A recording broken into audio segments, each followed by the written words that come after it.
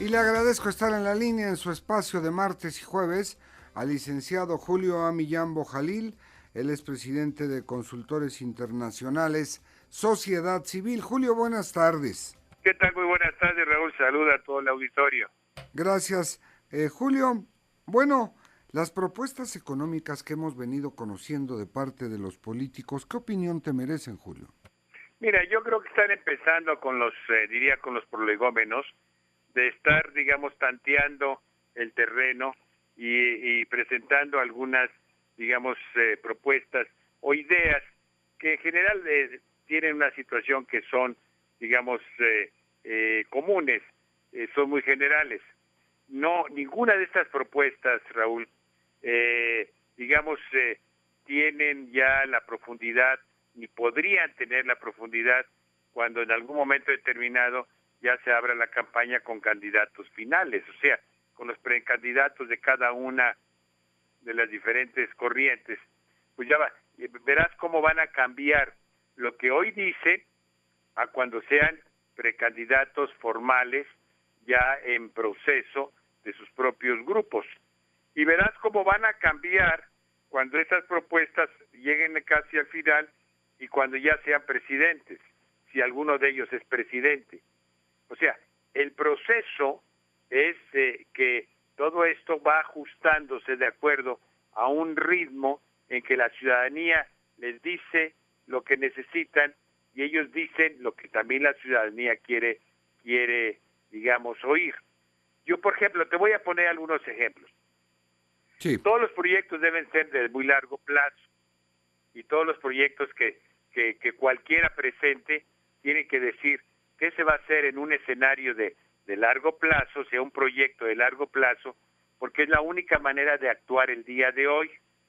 Nadie sabe, nadie puede llegar a un lugar donde no tiene una imagen, digamos, de largo plazo. No hay viento favorable para aquel que no sabe a dónde va. Entonces, primero tienes que fijar cuál es tu escenario, a dónde quieres llevar a un país. Y ese futuro existe en cuanto tú lo traes al presente y comienzas a tomar acciones hoy, porque de no ser así, es simplemente una buena intención. Puedes ir a cualquier lugar, no importa dónde vayas, porque no tienes un objetivo de largo plazo. Esto es lo importante. Yo quisiera oír, y eso va a ser importante, a largo plazo, para ver qué acciones tienen que tomar hoy en el sentido concreto, como por ejemplo, si nosotros queremos que tengamos una mejor distribución de la riqueza y que no haya tantos ricos y tantos pobres, para llegar a ese objetivo de largo plazo, lo primero que tienes que hacer hoy es tomar acciones. Y la primera situación es que los ricos paguen más impuestos. ¿Tú crees que un candidato lo va a decir tan fácilmente? O sea, va a ser difícil, Raúl. Pero fíjate que ayer, Julio, no sé tu opinión, pero ahora nos la darás a conocer, en lo que fue la reunión en Casa Chihuahua, en aquella entidad, en tanto que el senador Manlio Fabio Beltrones abrió su exposición al ocupar el primero la tribuna palabra, pues, habló de gobierno de coalición. En cambio, Enrique Peña, que fue después el que siguió en el uso de la palabra, no utilizó jamás la palabra coalición, y sí en cambio utilizó debemos perder el miedo a confiar en nuestro desarrollo a partir de Pemex.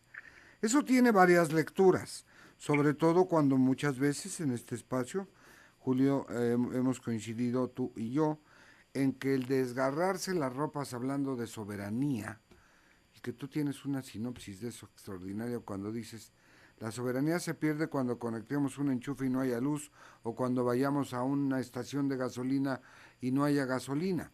Pero, ¿qué opinas de lo dicho por Peña?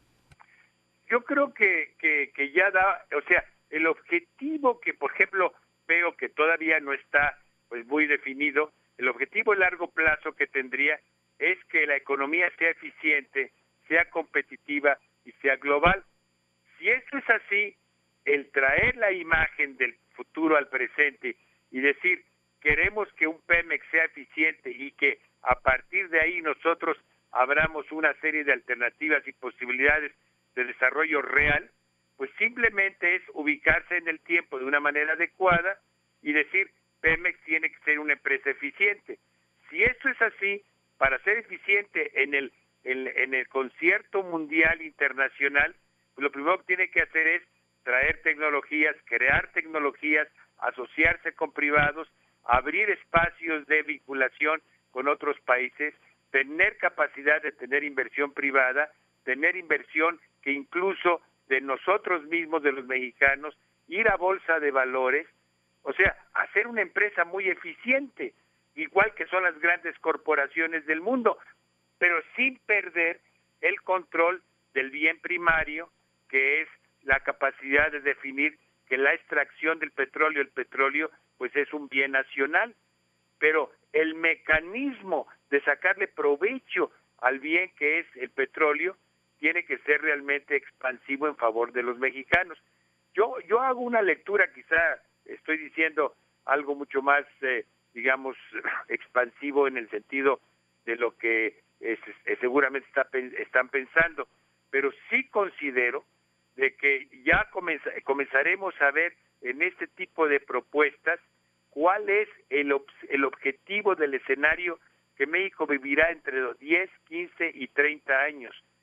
Para mí la clave está en saber cuál es el objetivo de todos estos posibles candidatos en el 20, en el 30 y en el 50, en 2020, 30 y 50. ¿Por qué? Porque es la única manera de entender qué van a hacer el día de hoy. Y esto es fundamental. Si me dicen hoy, por ejemplo, lo que queremos es simplemente cambiar el sistema laboral. Pues muy bien, me pueden decir hoy quieren cambiar el sistema laboral, pero quiero ver cuál es el efecto de este cambio en 10, 15 y 20 años. Queremos tener un sistema laboral eficiente, educado, tecnológicamente capacitado, con gentes que tengan capacidad de desarrollarse en las empresas, que no sea un elemento retroactivo para la propia contratación, pues es lo que quiero saber.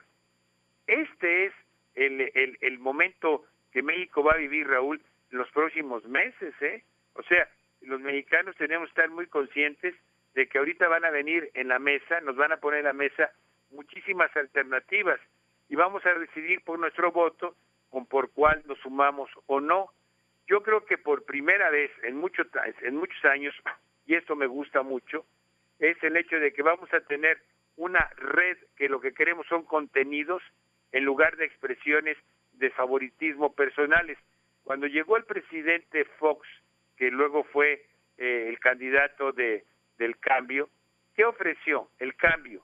Todo el mundo buscaba el cambio, pero ¿alguien revisó lo que él realmente estaba ofreciendo para el cambio? Yo creo que no, porque el sabor que dejó en millones fue de que pues el cambio nunca llegó, ¿no? Porque nos fuimos con la sensación, la emoción, la víscera, el sentimiento, muera el PRI, váyase ya, no la queremos más en Los Pinos, es el éxito, es el cambio.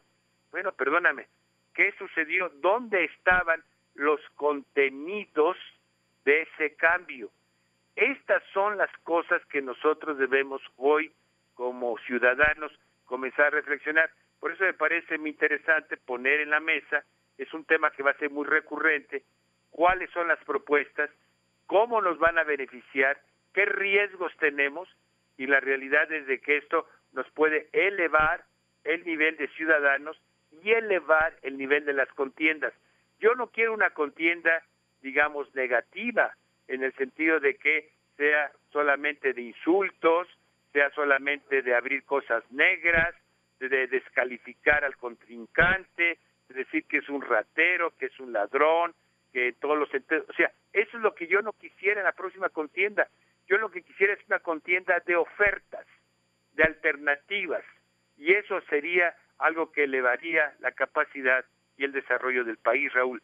Esto, la gente que nos oye, que son muchas gentes, son miles de gentes, podrían distribuir esta idea, y digo distribuir porque podían comentarlo con todos, y creo que entonces podíamos todos contribuir como sociedad a elevar el nivel realmente de toma de decisiones del país. Esa es la única vía. La verdad es que es la propuesta, el análisis, la altura de miras en torno a debates, más que la guerra sucia y la descalificación que pudiera presentarse en algún momento. Yo creo que hoy la sociedad, nuestro país tiene una madurez más avanzada, y es un diferente país.